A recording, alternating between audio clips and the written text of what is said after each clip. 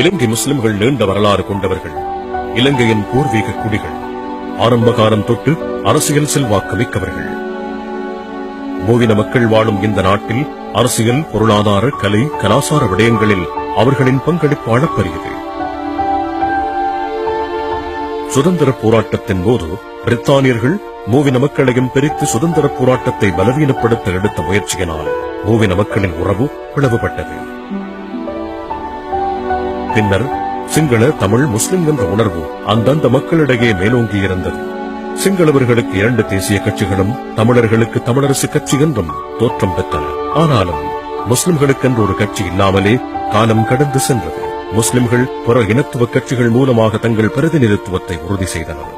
ஆனால் அவர்களால் அந்த கட்சிகளின் தலைமைத்துவத்தை தாண்டி முஸ்லிம்களின் உரிமைகளை பேசக்கூடியதாக இருக்கவில்லை.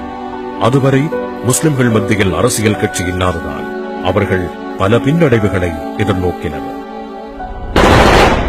1977ஆம் ஆண்டு முழு முஸ்லிம் சமுதாயத்தையும் காயப்படுத்தி முஸ்லிம்களுக்கு என்று ஓர் அரசியல் கட்சி தேவை என்பதை வலியுறுத்தும் சம்பவம் ஒன்று புத்தளத்தில் நடந்தது.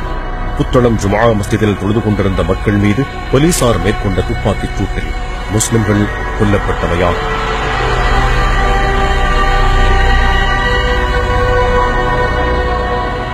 அப்போது ஆட்சியில் இருந்த ஸ்ரீமாவு பண்டாரநாயக்கவின் சுதந்திர கட்சியின் எந்த ஒரு முஸ்லிம் பிரதிநிதியாலும் பாராளுமன்றத்தில் அது பற்றி வாய் திறந்து பேச முடியவில்லை. எதிர்க்கட்சியில் இருந்த ACS ஹமீத் பேச முயன்ற போது அவரது கட்சியின் தலைமையும் அதனை தடுத்தது. இந்த விடயம் முஸ்லிம்களை பொறுத்தவரையிலே மிகவும் ஒரு கவலைக்குரிய விடயமாக இருந்தது.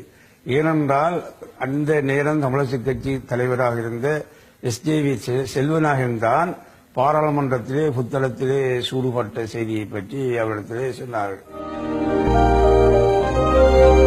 இந்த சம்பவத்தினால் உந்தப்பட்ட தனது சிறு வயது முதலே முஸ்லிம்களுக்கு என்று தனி இயக்கம் வேண்டும் என்று சிந்தித்த இளைஞன் அஷ்ரப் 1980 செப்டம்பர் 21ஆம் தேதி தனது இயக்கத்தை ஆரம்பிப்பதற்கான முதற் கூட்டத்தை காத்தான்குடியில் நடத்தினார். இலங்கை வரலாற்றில் 80கள் மிகவும் கொந்தளிப்பான காலம்.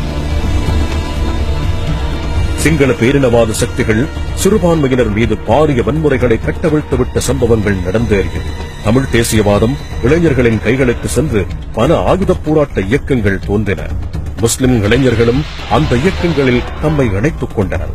ஆனாலும் அங்கே அவர்கள் தமது அடையாளங்களுடன் இருப்பது சாத்தியமற்ற போனது. தமிழ் முஸ்லிம் உறவில் பாரிய விரிசல்கள் ஏற்பட்டது. கிழக்கிலும் வியாபிக்கின்ற 83 கலவரத்தின் போது அஷ்ரஃபின் கல்முனை வீடு ஆயுததாரிகளினால் தீக்கிரையாக்கப்படுகிறது. இலங்கை முஸ்லிம்களுக்கான அரசியல் கட்சியை கனவு கண்ட அவர் அகதியாக கொழும்புக்கு இடம்பெயர்ந்தார்.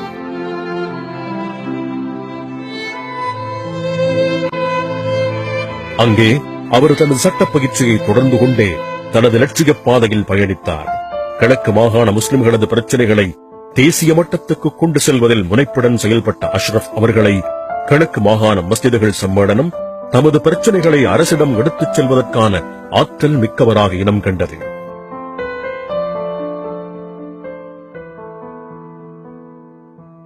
MHM அஷ்ரப் தனது இளமை காலத்தில் இருந்தே தமிழரசு கட்சியின் இளைஞர் பேரவையில் இருந்தார்.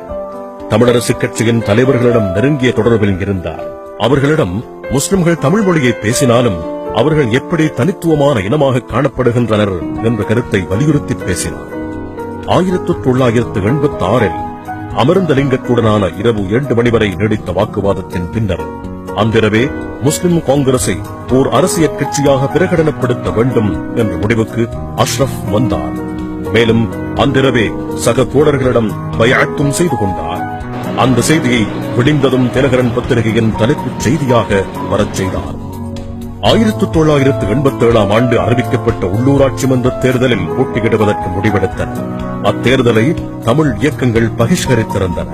விடுதலை புலிகள் அத்தேர்தலை தடை செய்தனர். அதையும் கேட்காமல் முஸ்லிம் காங்கிரஸ் களத்தில் இறங்கியது.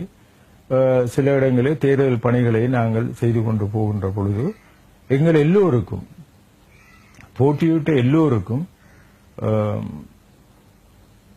பதிவு தபாலில் விடுதலை புலிகள் கடிதம் அனுப்பியிருந்தார்கள். ஆகஸ்ட் 2ஆம் தேதி அது எனக்கு இன்னும் ஞாபகம் இருக்கிறது. இதற்கு முதல் நீங்கள் வாபஸ் வாங்காவிட்டால் என்ன விலை கொடுத்தாயினும் உங்கள் உயிரை நாங்கள் கைப்பற்றுவோம். முஸ்லிம் காங்கிரஸ் அந்த தேர்தலில் மரண அச்சுறுத்தலையும் தாண்டி போட்டியிட தீர்மானித்தது. அந்த முடிவே முஸ்லிம் காங்கிரசின் உறுதியையும் அதன் பாதையையும் அடையாளம் காட்டியது.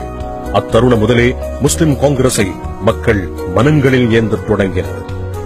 தமிழர்கள் இந்த செயற்பாட்டை பேரினவாத சக்திகளின் தூண்டுதலால் இடம்பெறுகிறதா என்று சந்தேக கண் கொண்டு பார்த்தனர். இத்தேர்தல் பிரசாரத்தின் போது சாந்தாங்கேணி மைதானத்தில் நடந்த கூட்டத்தில் அஷ்ரப் ஆற்றிய உரை மிக முக்கியமானது. நாங்கள் யாருக்கும் அஞ்சாதவர்கள், அல்லாஹ்வுக்கு மாத்திரம் நான் அஞ்சுகின்றவர்கள். ஆனால் அந்த சமயத்தில் நடந்த இலங்கை இந்திய ஒப்பந்தத்தின் மூலமாக அந்த தேர்தல் காலாவதியானது. 1988 ஆண்டு முஸ்லிம் காங்கிரஸ் முதலாவது முறையாக மாகாண சபை தேர்தலில் போட்டியிட்டு பல பிரதிநிதித்துவங்களை வென்றெடுத்தது. அக்காலகட்டத்தில் J.R. ஜெயவர்தனவின் பதவிக்காலம் முடிவு பெற்று பாராளுமன்றம் கலைக்கப்படுவதற்கான முஸ்தீவுகள் இடம்பெற்றுக் கொண்டிருந்தன. அடுத்து ஜனாதிபதியாக போட்டியிடுவதற்கு தயாராக இருந்த R. பிரேமதாசவுடன் முஸ்லிம் காங்கிரசின் தலைமை மேற்கொண்ட உடன்படிக்கையின் மூலமாக பாராளுமன்றத்தின் கடைசி அமர்வில் தேர்தல் வெட்டுப்புள்ளியை 12.5 5 விழுக்காடாக குறைத்து சிறுபான்மை மக்களது பாராளுமன்ற பிரதிநிதித்துவங்களின் எண்ணிக்கையை நியாயமான முறையில் பெற்றுக்கொள்ள அடித்தளமிட்டார்.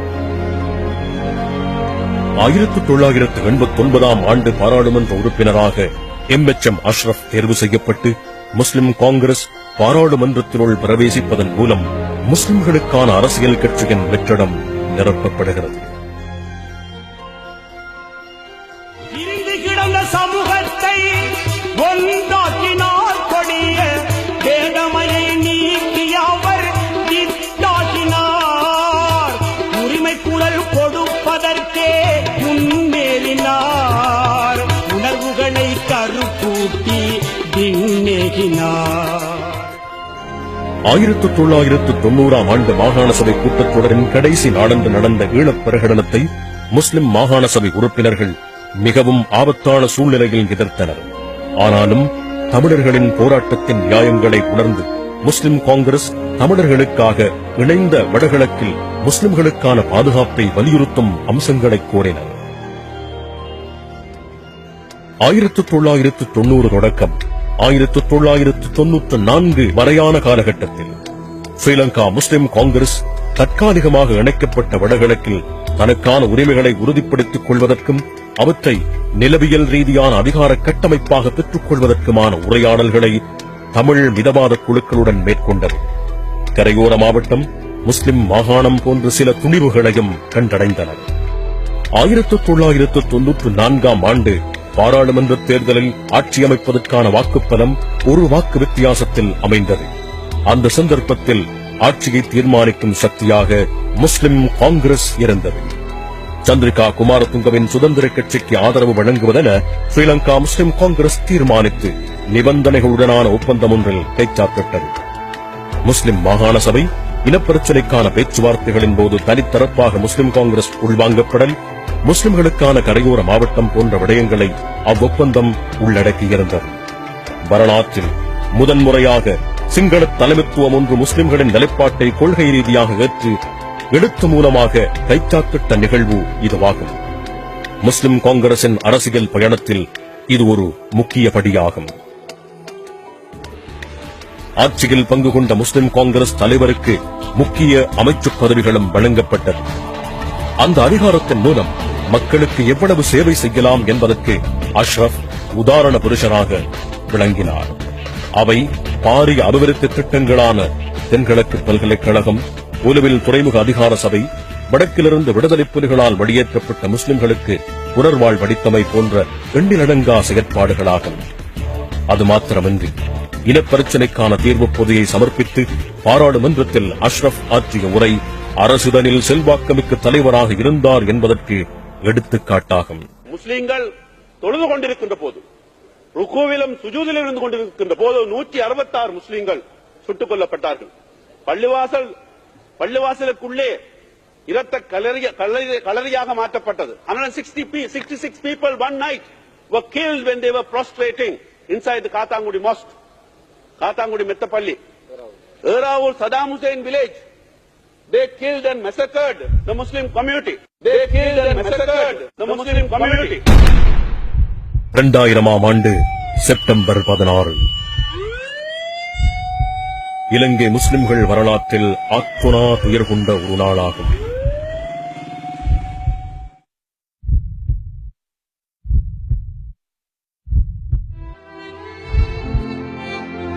இந்த மையத்தை குளிப்பாட்டுவதில் உங்கள் நேரத்தை வீணாக்க வேண்டாம். தண்ணீரும் தேவையில்லை, பன்னீரும் தேவையில்லை.